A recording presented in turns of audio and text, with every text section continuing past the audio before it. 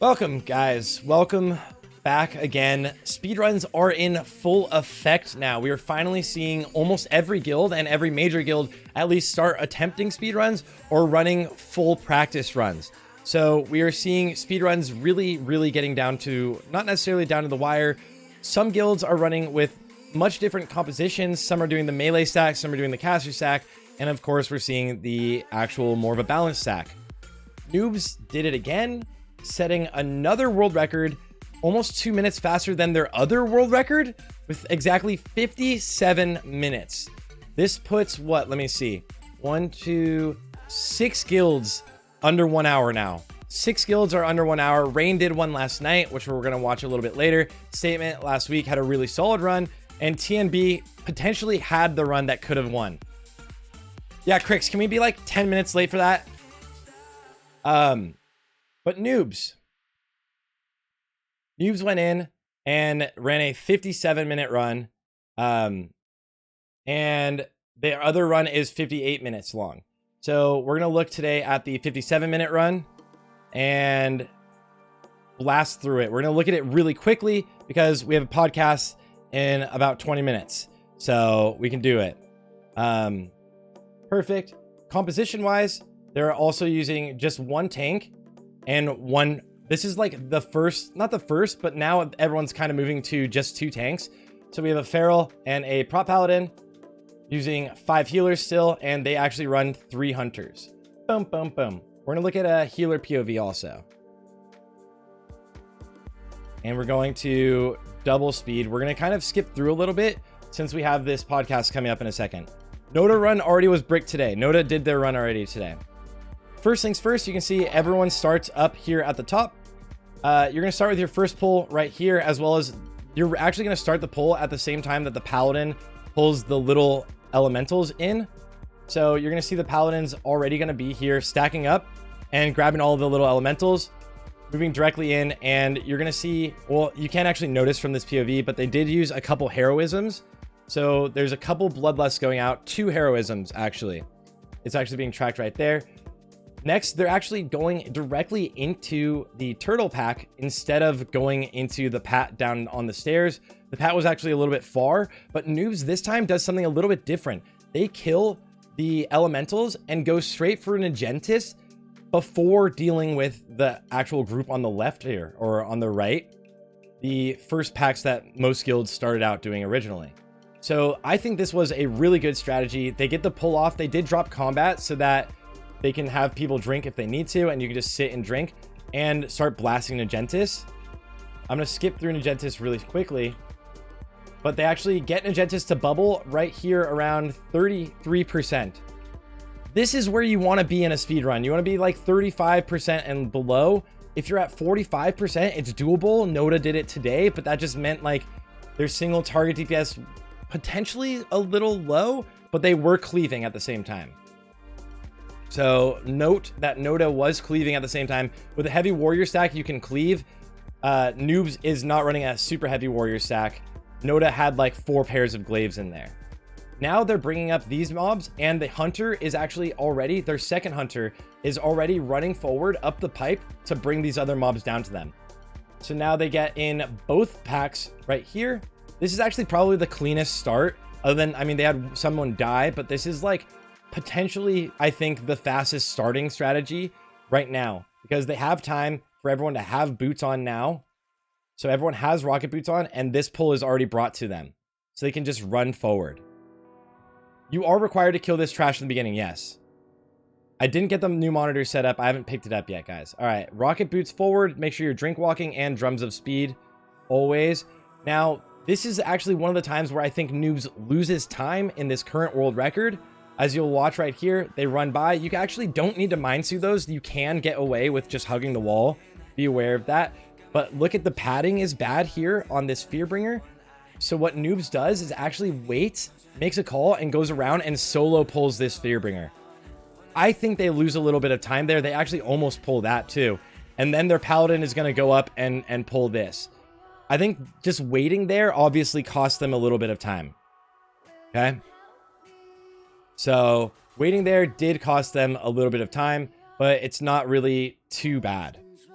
I will move the chat because you won't be able to see it because it's covering things. Okay. Now they move into the fat pull with the paladin pull, and everything goes smooth. They took a little bit of damage, but nothing was really scary. And on these Fearbringers, especially if they're not bringing one into Supremus himself, you just want to chain pull these, right? So you see the Hunter is marked with Skull. He does a really good job of moving forward. Noobs is one of the best at... Noobs is currently the best at moving forward, always. I'm going to lower the volume of the music pretty heavily, actually, here. So Noobs is currently the best guild in the world at continuously moving forward. I think that was actually something that Noda excelled at mostly in Classic. Noda was probably one of the strongest at always moving forward and having their tanks and hunters all in coordination. So Noobs is doing really, really well with that right now. As far as Supremus goes, this is a pretty standard fight, so we'll skip through it. Bam, bam, bam, bam. They just want to keep the boss up here as much as possible. One thing to note, though, on volcanoes, watch out for any verticality. It's super annoying, so volcanoes on this little ramp can be scary. And Noobs is going to have a paladin. You can see up here, the Ret Paladin is all ready to go for the pull. So Ret Paladin already is doing the pull. Always have, well, now, always have your Ret Paladin or Holy Paladin, whatever you have, stack these up and get this pull in a perfect position right at the end of Supremus. They do have a kind of scuffed pull here where the Paladin or the tanks get gouged, it looks like, and everything's kind of running around. So it's a little bit sketch. They do also then pull in the like Nightmare Lord. This is a little scary too. It starts actually doing its AoE early, so people need to run out. But it was a good pat there. Noobs is currently not doing the strategy where they're doing the logout skip. They're actually doing the necklace skip. So the current world record is doing the necklace skip. So you don't need to pull that left pack there. They're going to equip next for Terran Gorefiend. And it is required that basically everyone has an epic mount if you're going to be doing that skip. But it is definitely a good one. Then this is another place where I think they kind of lose time slightly is by not moving into this. They just finished off that pull instead of moving in. Mana wasn't bad for any of the mages, so they could have instantly moved in. Although I guess it helps because their hunter can just get into position right now. So you can see their hunter just social pulls one of the packs. I don't believe he gets both of them right now because he only went to the left. I think there was a bad pat on the right. So he's going to have to go back in. Yep, there he goes back in and grabs the other one. If there's a bad pat, there's nothing you can do about that. This is one of the most RNG sections of the raid, as well as after, like on the way to Mother Shraz, there's RNG within the raid as well. So now you're going to see the Paladin bubble pull. He runs in. Everyone's just getting mana. One thing that they do really, really well here. Well, for one, we see 1, 2, 3... 3 heroisms popped, 4 heroisms popped, all bloodlust except for probably the warlock group might get a second bloodlust, but everyone else is lusted, and you initiate the fight. This giga pull here saves so much time on all raids, and it's really necessary in a balanced composition. There's a lot of AoE that Noobs has, and if you can DPS these ads down fast enough, everyone can swap boots. So now you have boots on in time that you can just boot after this boss. And one thing they do really well that I want to note that is like fucking great, their healers get into position to leave the room before they fight a comma. There's no point in, like, every guild has their healers and casters all still stacked back here for no reason instead of being in position closer to leave the room. That just is time saved no matter what. Boots, boots, boots, boots, boots, boots, boots. The tank druid will boots and sprint.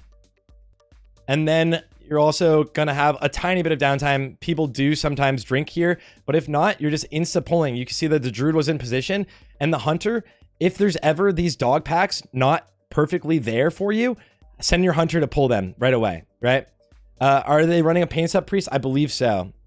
I believe so. Same thing here. You're going to actually want to double pull up top here. It's kind of a waste of time to not double pull up top here. Someone uses a target dummy, one of the warlocks, but it's a waste of time to not double pull up here, especially if you have the composition they have where they're running 4 warlocks and 3 mages. just double pull that. Move straight forward. And they're going to do the same thing where if the pat's away, they just instantly shoot it in and kill it. Now, obviously for these big guys, the Blade Master, whatever it's called, you want to pull it out if it is like the two-handed sword. But if it's not, you don't have anything to worry about. And then again, have your hunter run through. Noob's hunter is going to run through and pulls those dog pats if the pat is bad. Ideally, everything is stuck together. Everyone in the entire raid needs to have engineering as one of their professions. Everyone in every speedrun needs to have engineering as one of their professions because you need rocket boots as well as gnomish cloaking device. And you're going to see that Noobs in this run actually uses the cloaking device in the same way that they used to. So, or that Space Force is the first ones I saw doing the cloaking device strategy that they're going to use later. You'll see. Another paladin pull here. They bop and grab everything. Pain Sup was used again. So yes, they do have Pain Sup. This is an easy paladin pull. And then you pull these two adds and pull the next two with the boss. So instantly shoot the boss and just cleave down. Focus your DPS on the boss. You don't have to worry about the adds, right? They're being tanked by the paladin.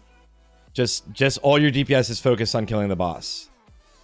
Now the adds do get cleaved pretty fast here, and they do take quite a bit of damage, but you can see like everyone's hard casting is on the boss. Although they are kind of semi-focusing. No, it's just taking a lot of damage. It is way less HP. So it's just that was whatever's nearest is getting cleaved. There's a couple ogre suits being used here, which is kind of nice, so that you have the range to cleave those down. And then they are going to use the necklace skips here instead of logout skip. It's important to note also, if you do the logout skip, you absolutely need to kick the people that are like dead, right? If they're running back in, you need to kick them from your raid or else the logout skip won't work. So Gorfiend dead. Boom, boom. Everyone instantly like kills themselves, kills himself. If you were the ghost, just release the ghost, kill yourself, so that there's not like a glitch of combat that stops people from casting this. Cue rocket boots and get on your epic mount. Everyone needs an epic mount. Get in and zoom. You can use a swiftness potion here or drums of speed. I think swiftness potion is the better call because it's you yourself, but drums of speed used. Rocket boots. Boom. If you have done the logout skip, I think it could be worth it to also swiftness pot it, depending on if you're going to Reliquary of Souls first or to Blood Boil first. If you're going to Reliquary of Souls first, you're going to need your swiftness potion there. But if not, then you could pull off a swiftness pot here just to get into this room faster. And then just chain pull this behemoth in with the group. I'm going to skip past it. I don't think anyone dies here. Oh, they do have a warlock dead. RIP to that warlock. Someone will stay behind to res. And ideally, everyone else will move forward. Someone will use, obviously, jumper cables. And then everyone else will move forward. This is another thing that they're a little slow on in this raid. Watch this. So they're killing this behemoth. I'm going to put it at normal time. They pull this group. The hunter puller here can instantly pull the next group. You don't need to wait until things are kind of low because the next group is really slow. In all honesty, the next group is really slow. So look, things are at half HP here, 30% HP, while the hunter is going and pulling, and he just pulls now. Almost everything dead. Just the shield bearers are alive, which are of course getting death coiled.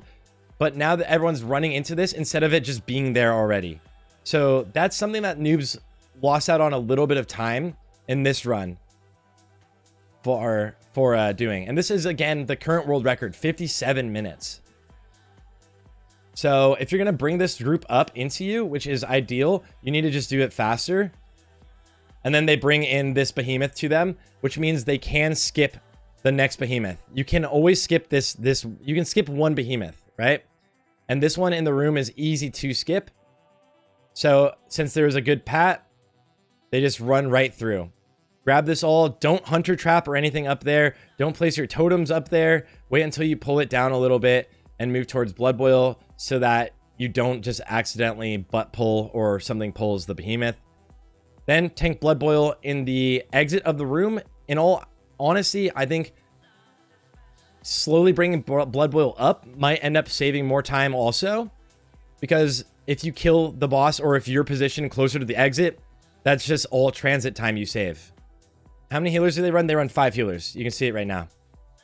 5 healers. A full disc priest, holy paladin, and 3 resto shamans. They also do run a full boomy. They run an actual boomkin druid, as well as 1 feral tank. So they are running a full boomkin druid, which is unique, I would say. Most people aren't running something like that, so it's really nice. Blood Boil dies, easy clap, run forward. If you kill Blood Boil right after getting another focus phase, then when you pull this behemoth right here, you are going to have, oh, what's it called? Insignificance, the debuff, where you can get no threat. Whoever doesn't have that debuff is going to die. So be aware of that if you're doing this pat. Trying some stuff next week. Yeah, I think there's going to be a lot of new things that can come out. Times can be cut quite a bit, I think. And right now, these are all like, Noobs is running all current meta strats. Rocket Boots into Reliquary of Souls. Get here, and then everybody's going to want Sapper when everything's grouped up. Only issue about Rocket Bootsing in here is you do need to drop combat before engaging the boss so you can swap boots. Because this is the longest fight ever. And the Reliquary of Souls, super easy fight. But one thing they do that other guilds aren't, not all guilds aren't doing. The last phase of Reliquary of Souls, start kiting them towards the exit. As long as threat is fine, there's no point not to kite this boss towards the exit. Cut your transit time, equip Rocket Boots, use Drums of Speed, use Swiftness Pot. Look at that, Drums of Speed and Swiftness Pot. Don't Rocket Boots into this little section right here. What's up, Nib? This little section is super grief. It sucks to jump over. I would say just go around. It's super lame. It is super lame. So just run around that. Rocket Boots. Potentially, if you're like a warrior or something, you could Skull of Impending Doom here, but it does cut your mana also. As many things as you can for speed here. Never failed that jump? Yeah, but like while you're... Never boots before you make the jump. I would always make the jump first and then boots. Because if not, you're losing time. Because making the jump while you're boots sucks. Yeah. All right. Here, hug this left wall. Tonk your pets. But they do pull. This is... They accidentally butt pull and they lose time. See, they pulled the middle. It's not much, but it's enough. And then somebody got sheeped and pulled the other side. This is Noobs losing... I mean, having to kill these big mobs and not cleaving them perfectly. This is Noobs losing a ton of time here. This is the section where I think they lost the most time. That was just... They have they have 2 deaths. All because of butt pulls, right? Really, really rough stuff there. And they did pull the padding Essence of Desire and Torment there, which means they don't need to kill the ones up top. Yeah, if the elite's patrolling, you can actually Mind Soothe it. Try to have you can Mind Soothe it and get past still. Unless it was the Desire and Torment, which you can wait, or you can just decide to kill it all. But they pulled the right side also. And what happens where they lose time again? Right here. In this room, they've already cleared everything they need to. If they hug right perfectly, they can skip here. But they don't. They go in and pull this whole thing. With the Essence of Desire and stuff. That was just a poor call out, I would say. Unfortunate. That one is harder to skip. That one is like... That one can just aggro in general.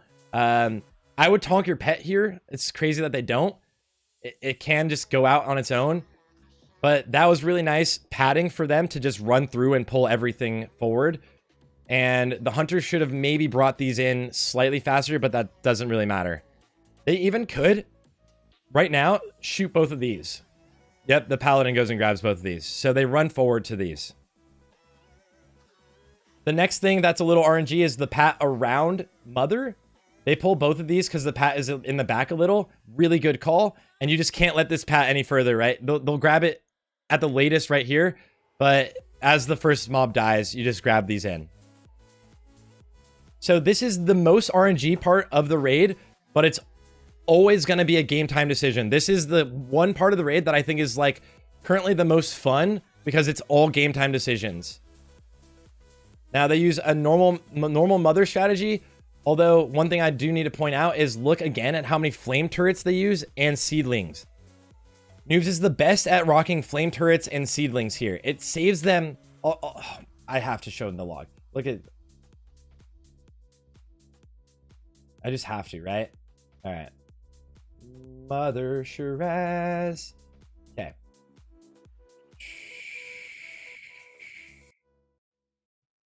Let's translate this really fast. Going to flame turret itself does 14k damage, 14.3k damage to the boss. That's a juicy amount of damage to the boss, right? But look at enemies. All right.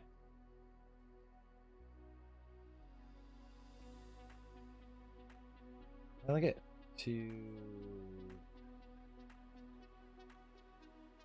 just look at Sinful Beam itself.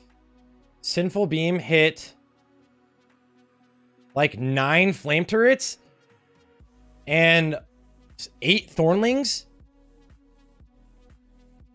That's like easily 20k damage there going from Sinful Beam. Saber Lash hits 2 target dummies for 10k. 2 target dummies for 10k. Let me move myself. Look at this. 2 target dummies eat the cleave for 10k. 2 flame turrets eat the cleave for another 2.8k. And 4 thornlings eat the cleave for another 4.8k. That's so much damage mitigated. And then if we look at any of the other beams, we looked at Sinful. Okay, none of the other ones. All right, so it's just Sinful that hit and Saber Lash that just actually destroyed. It's so much saved damage on this raid that people not using this, there's no reason in a speedrun to not use these items that save you a ton of actual healer mana for one, but also just reduces the chance of random deaths, you know? So moving forward, I'm going to skip all past this. This is where they do their next big pull, and this is really nice. Rain did it. Space Force did it. So they pull the Sentinel, this guy, right? The robot, the Sentinel. They pull this with their Paladin, with rocket boots on, maybe even a nifty stopwatch, and Gnomish cloaking device. They pull that. When that is pulled, guys, you get global combat. Everyone's in combat. So we're seeing everyone use anything for speed. Everyone's in combat. Everyone has to use cloaking device, or else you will all die.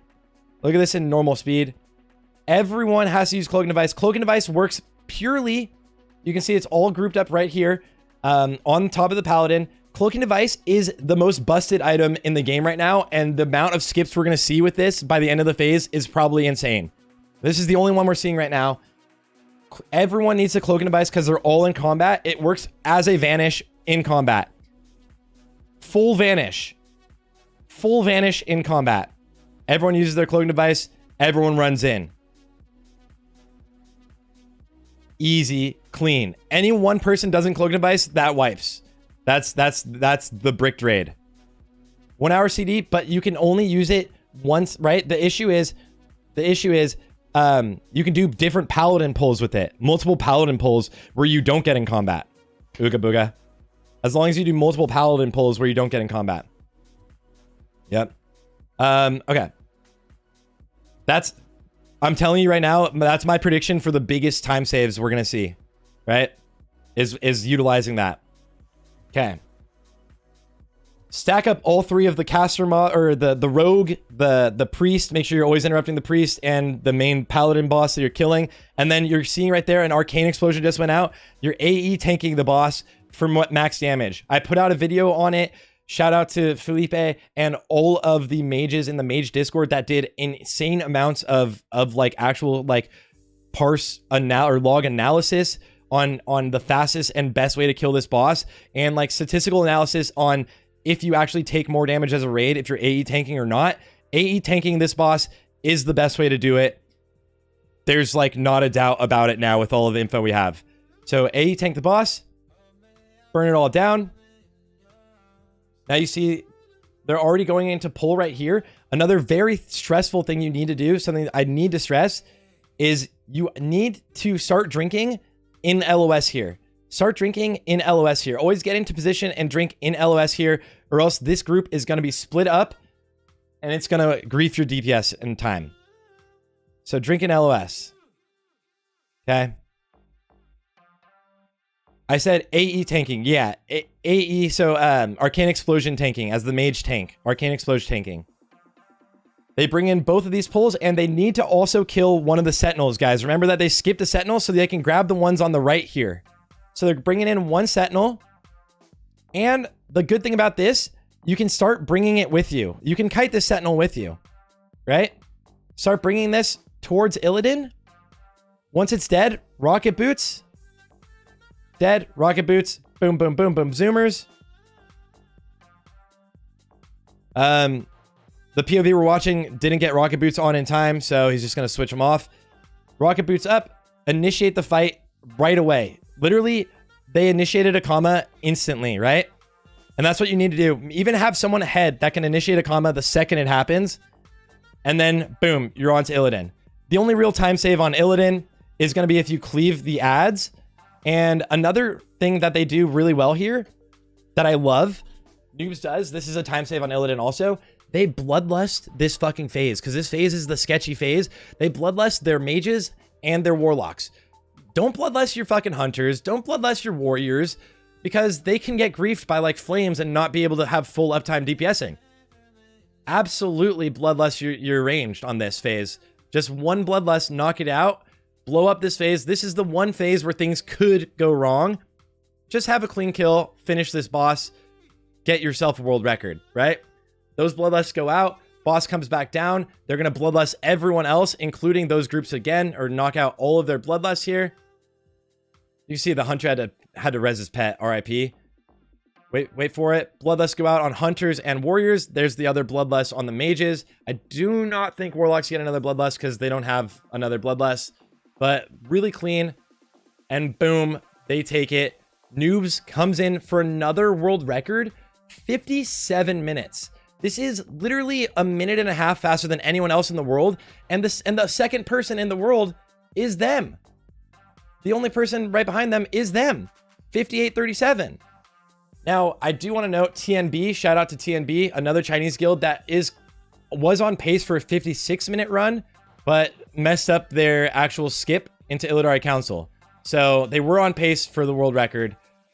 Shout out to TNB for that. But again, massive grats to Noobs. They just are consistently on the forefront, and every guild is now starting their speed runs. And we're going to see a lot of different compositions, a lot of different strategies.